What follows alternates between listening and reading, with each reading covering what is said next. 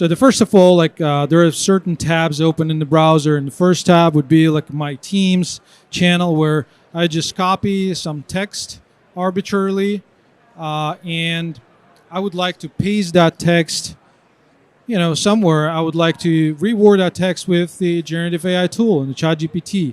So in the clipboard viewer, you'll see the content of my clipboard. Now, because I'm using what we call the local clipboard in this case, I can move that text freely in between different tools like the Teams and the Notepad and things like that. But if I try to paste it into, let's say, the ChatGPT, I won't be able to, because that particular the tab uses the protected clipboard. Now, this online Notepad also uses that protected clipboard, and they actually share that clipboard, but it's not shared with my local machine, my local clipboard. And that's the point. I can't just take something from my internal resource and paste into the Gen AI tool, for example.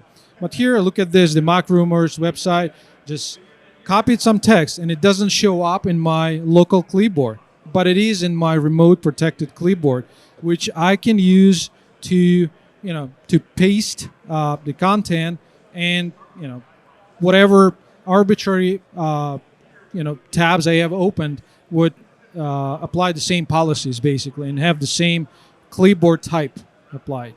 So that includes the ChatGPT, my Notepad, some other arbitrary websites I open in the browser, and those tabs can be side by side. By the way, this we can open one directly in the browser, do all the rendering directly in the browser, and then some other tabs will be using the RBI, and those will be using a different clipboard. Now, if we can just generate some content from, let's say, ChatGPT, and then we can use that response again to share somewhere, or that was just a joke. But any type of inference can be copied and pasted into the tab which shares the same clipboard type. So essentially, there are two different clipboards that we maintain, and that actually helps a lot with managing data and how data is shared with the Gen AI tools. So what about somebody entering just off the cuff, like a credit card number or a social security number or something like that? Of course. Yeah, that can be filtered as well through the DLP policies.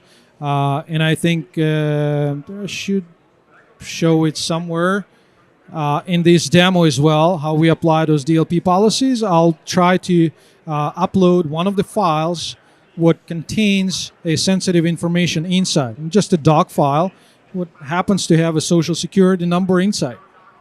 Then if I try to upload it using those DLP policies, it's going to run the DLP check, and it'll see what it's going to detect, what is the social security number in the file, and it will actually prevent me from sharing that file with the remote, the site which uses different type of clipboard.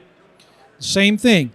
If I go and upload that file to WriteSonic or some other tool which helps rewrite articles and things like that, there are some other policies which may be applied, like completely disabling the sharing of the file, like completely disabling the file upload.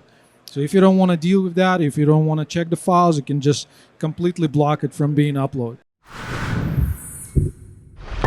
Ericom, the cybersecurity unit of Cradlepoint. Visit us at www.ericom.com today.